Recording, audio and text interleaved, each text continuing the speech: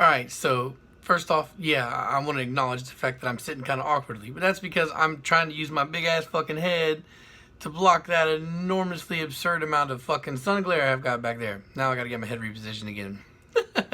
Anyway, so it's something that I saw. I don't even know how many days ago it was. Now I had to go back and look at the picture, but it's one of those things that I think some people tagged me in or some shit. I wanted to let it marinate a little bit, but just now that it's out there, and I was gonna fucking twist the knife on some of you motherfuckers a little bit, because some of y'all wanted to argue this point that K series is fucking king. 620 horsepower, all fucking motor, 4-cylinder. K is king. Come and tell me another story about your friend's fucking all-motor H22. Come and tell me another fucking story about your all-motor fucking B series. I don't care. You guys struggle to make anywhere near 300 wheel horsepower. 300 horsepower is a common thing with light mods and shit for a K series.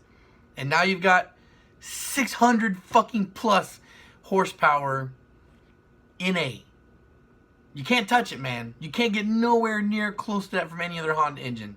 Come and talk to me again about how you think that K is too much, too expensive or whatever. Crazy.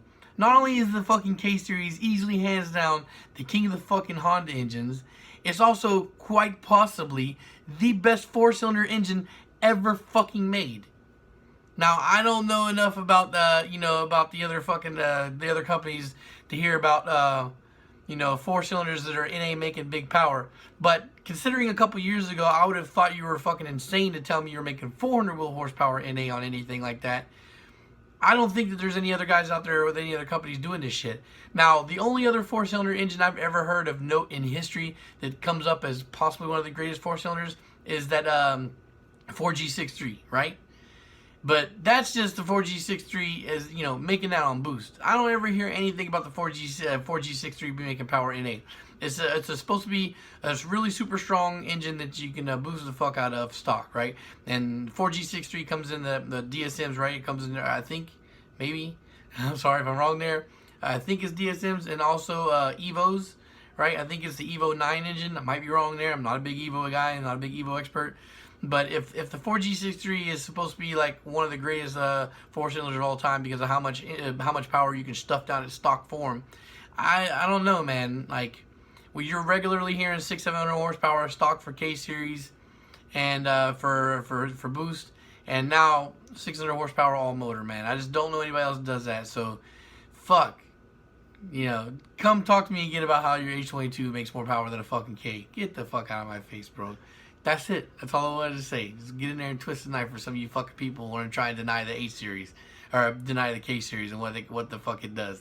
There's no denying it anymore, man. It's just the bar keeps getting set higher and higher and higher, and man, dude. It's like at this point, it's like you almost want to believe anything you hear about it because it's just so fucking insane already, and it's crazy how fucking big these horsepower jumps are.